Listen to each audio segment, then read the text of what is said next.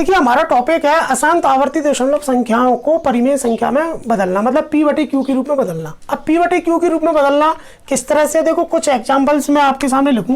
क्या 0.6 बार है, आपके पास 0.26 बार है, या आपके पास 0.26 पूरे पर बार है, या आपके पास लिखा हुआ 2.2256 इस तरह की बार है। तो इस तरह के कई सारे क्वेश्चन हो सकते हैं जो आपको सॉल्व करने पड़ सकते हैं। तो इसके लिए मैं आपको देखो एक जनरली एक कॉन्सेप्ट बताता हूँ इसका, बहुत अच्छा वो देखते हैं। देखो दो चीज़ें इसमें इम्पोर्टेंट होती हैं, दो चीज़ों पर आपको ध्यान देना है। एक तो ये कि दशमलव के बाद में कितनी बार वाले अंक हैं, मतलब बिना बार वाले अंक कितने मौजूद हैं और बार वाले अंक कितने मौजूद हैं, ये आपको विषय ध्यान रखना। तो इसमें हमको ये देखना है कि दशमलव के बाद में कितने अंकों पर बार है और कितने अंकों पर बार नहीं है। तो सबसे पहले हमको यही देखना होगा। पहला कॉन्सेप्ट ये बोलता है कि आप ये देखिए कि दशमलव के बाद में कितने अंकों पर बार नहीं लगा हुआ है, और दूसरा सेकंड जो कॉन्सेप्ट है वो ये देखना है आपको कि दशमलव के बाद में कितने अंकों पर बार लगा हुआ है। देखिए तो पहली चीज जो मैंने लिखी है वो है बिना बार वाले अंक, और दूसरी जो लिखी है वो है बार वाले अंक। तो आपको यही करना है, जो भी सवाल आपको दिया जाएगा उसमें आपको यही देखना है कि दशमलव के बाद में कितने बार वाले अंक हैं और कितने बिना बार वाले अंक हैं। तो सबसे पहले आपको क्या करना है कि ये जो सवाल आपको दिया गया है इसको आपको x के बराबर मानना है और इसको समीकरण नंबर 1 प्रदर्शित करना है। जैसे मान लीजिए ये सवाल आपके पास है, तो सबसे पहले x बराबर आपको 0.6 बार, ये मैंने इसको मान लिया, और इसका थोड़ा सा यदि प्रसार कर लिया जाए तो 0.666, क्योंकि 6 पर बार लगा हुआ था, केवल 6 का ही प्रसार होगा, और इस तरीके से इसको समीकरण नंबर आपने 1 मान लिया। तो प्रत्येक सवाल में आपको इसी तरीके से करना है। इस सवाल को भी अगर लोगे तो आपको x बराबर आपको मानना है 0.26 बार, और ये भी आपका मानना पड़ेगा, और ये x बराबर आपके पास आएगा 0.2। अब चूंकि 6 पर बार लगा हुआ है केवल, तो इसलिए 6 की पुनरावृत्ति आपको करनी है, और ये समीकरण नंबर आपका 1 हो जाएगा। इसी प्रकार यदि इसका किया जाएगा 26 बार लिखा आएगा, और यदि इसमें अगर देखा जाएगा तो 22 आपका नहीं लिखा जाएगा बार बार, क्योंकि इस पर बार का चिन्ह नहीं लगा हुआ है, लेकिन 56 को बार बार आपको लिखना पड़ेगा क्योंकि इस पर बार लगा हुआ है। अब इसका देखो कॉन्सेप्ट देखते हैं किस तरह से सवाल को लिखा था। दो चीजें मैंने आपके पास लिखी कि एक तो बिना बार वाले अंक देखने हैं और बार वाले अंक देखने हैं। इन जो समीकरण आपने बनाया पहले जो समीकरण बनाए जाते हैं इनमें 10 का, 100 का, 1000 का इस तरह से गुणा किए जाते हैं।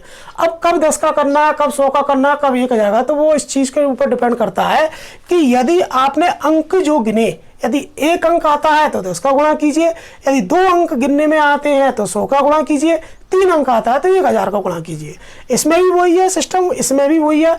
यदि आपके पास 1 अंक आता है, जैसे मान लीजिए आपने देखा कि इसमें दशमलव के बाद में बिना बार वाला अंक देखना है, तो इसमें बिना बार वाला अंक है ही नहीं है। इसका मतलब पहला कॉन्सेप्ट इसमें लगना ही नहीं है, मतलब ये तो आप इस चीज से तो आप फ्री हो गए।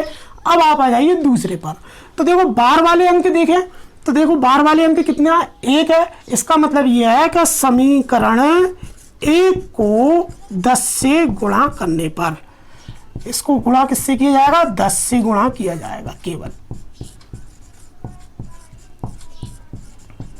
गुणा करने से क्या होगा कि आपका ये 10 का गुणा जब x से होगा तो ये 10x हो जाएगा। इसको जब 10 से गुणा करेंगे तो देखो 10 से गुणा होता है तो 1 अंक खिसक जाता है दशमलव।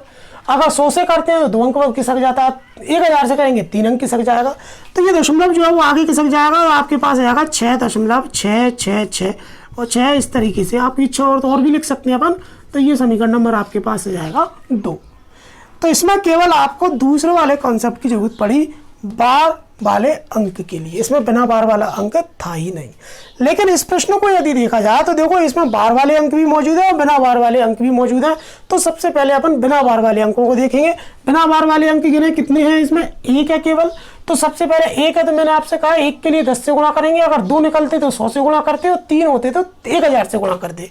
तो इसमें देखिए दशमलव के बाद 1 बार वाला, बिना बार वाला 1 ही अंक है, इसलिए समीकरण को आपको सबसे पहले समीकरण 1 को 10 से गुणा करने पर,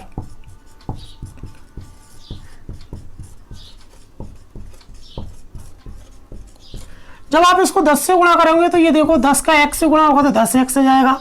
इसको 10 से गुणा करेंगे तो एक अंक सरक जाएगा, दशमलव, 2 दशमलव खिसक जाएगा, मतलब 2.6 इस तरीके से आ सकता है। ये समीकरण नंबर आपके पास आ जाएगा 2।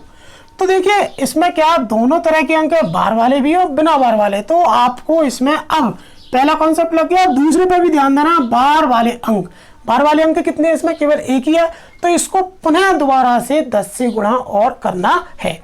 तो इस देखिए समीकरण 2 को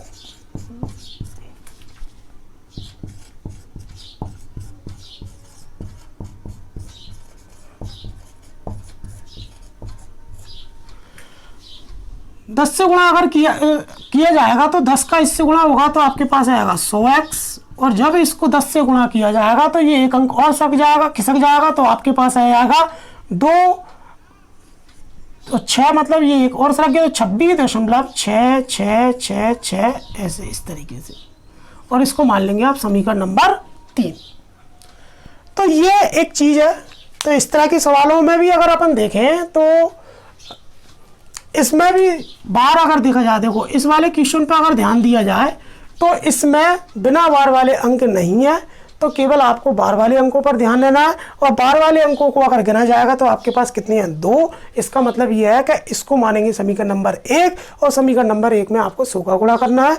और दूसरा अगर जैसे ये वाला जो सवाल है इसमें आपके पास ध्यान दें तो बिना बार वाले अंक भी हैं और बार वाले अंक भी हैं। तो देखिए इसमें बिना बार वाले अंक कितने हैं, आपके पास 2 हैं।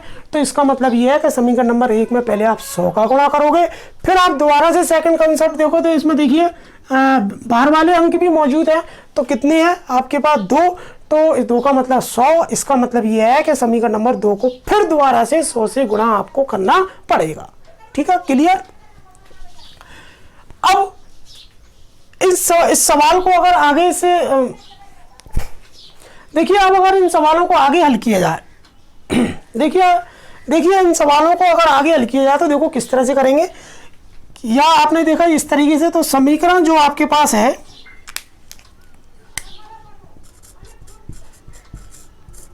समीकरण 2 में से 1 को घटाने पर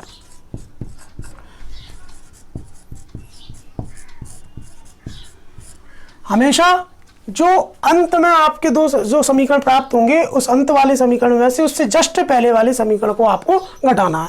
तो जब आप घटाओगे देखिए तो 10x में से अगर x को घटाओगे तो आपके पास कितना आएगा, 9x। एक पक्ष से मतलब बाएं पक्ष में से बायां पक्ष बराबर है, बराबर लगा दिया।